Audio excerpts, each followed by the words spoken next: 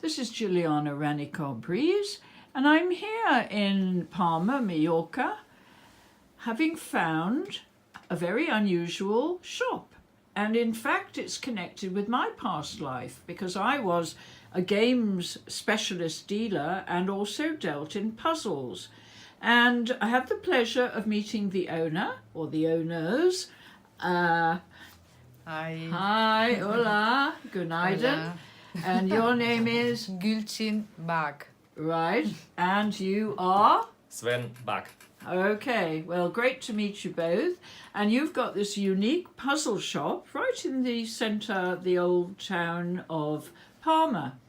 And I don't think, well, as far as you know, there are any other puzzle shops. I mean, there are toy shops which sell puzzles, but an actual puzzle shop is definitely unique. So I would like you to tell me, Sven, how you had the passion for puzzles, because it's a very specialized passion. Okay, first thing is I like to play and I like to solve puzzles. We're not talking jigsaw puzzles, of course. We're talking dexterity puzzles. Can you hold one up? Yeah, So brain teasers and a typical old one, handmade, that one here, yeah. or a brand new one.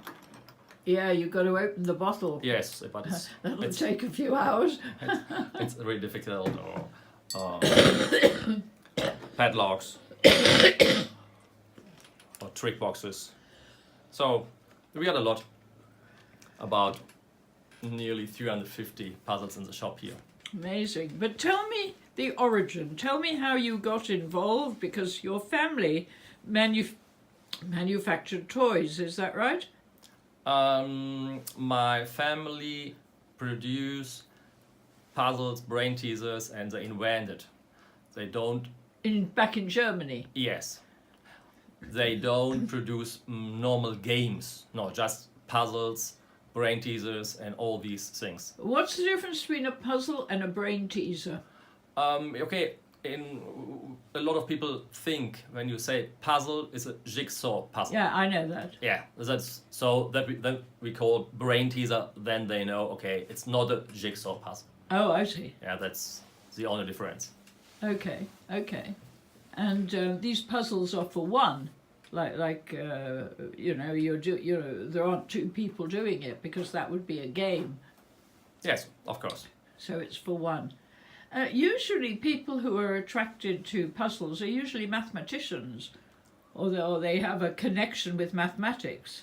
Yes, but there's perhaps more the inventors for mathematic puzzles. You can invent also other puzzles which are not so mathematically. And I'm more collector and player, and we got the shop. So I don't need for invent mathematic, but I need it sometimes for solving, of course. Right. So we're talking about Hoffman, and I got a Hoffman cube. Professor Hoffman, yes. And for example, it was my first cube that I solved with mathematic. So I need my pencil, and I thought about it. Oh, you worked it out mathematically. Yeah, I couldn't solve it just by playing. Well, my connection with this was I supplied for more than 15 years Edward Horden, who was the major collector in the UK and probably in the world. Yes. Worldwide, yes. And so I knew, I supplied him mainly with French puzzles, actually, but always vintage. And anyway, we're not talking about Edward, we're talking about you. So, and you got your wife involved. Of course. Yes? Yeah. Are you interested in sort of the mathematical side of puzzles? Yes, I am. But I wasn't before I met him. So No? 15 years ago, I met him. He converted you. Yeah. I met him, and I had the chance to know all these puzzles. And it was really fascinating, and I'm really interested in the idea, if it's not quite, they're almost all mathematical, But if it's not very mathematical, I'm very interested in the idea of to discover the idea of the inventor. Yeah, yeah. So and Well, there is yeah, an no. overlap with magic because I was married to a magician, and a lot of the magicians, when they collected antique magic, they also collected dexterity puzzles as well. There was a definite overlap. Anyway, so tell me the history about the company. What was the name of the company that your great-grandparents founded? Okay, founded in 1879, and the name was Roskoten. Roskoten. Can you That's the spell name. that? Oh, Yeah. can I spell it? Roskothen. Okay, That was Roskot. yes. Oh, very good. Yes. Oh yeah. And where were they located? In Germany, in Essen, Oh, Essen. and That's right. and also in Duisburg, there were brothers, one in Essen and one in Duisburg. Uh-huh. Okay. And they manufactured? No. They got toy shops. Oh, retail. Yes. And but for my family in Essen, it was the third biggest toy shop in Germany. Oh. a store, a big store. Yeah, a Yeah, bit like it was- Hamleys well, in London. Yeah. Similar. Yeah, but okay, similar, but it was also 1,000 square meters, so it was really big. With Yeah, yes, So you were surrounded, as a little boy, you were surrounded basically all your life in the world of Games. illusion, fantasy, games. all type yeah. of You, toys. you were yes. you were in a toy bubble all your life. Yes, Yeah. yeah, We, a lot. we say a Mickey Mouse world. Yes, yes, and a lot of time on Sunday when the shop was closed, I was there, I was playing, and Were you helping in the shop as well? in the holidays. Yes. And Yes, were the school holidays. demonstrating? Were you demonstrating? No, in the shop I was more in the how you call it, in the store, and I prepared bicycles.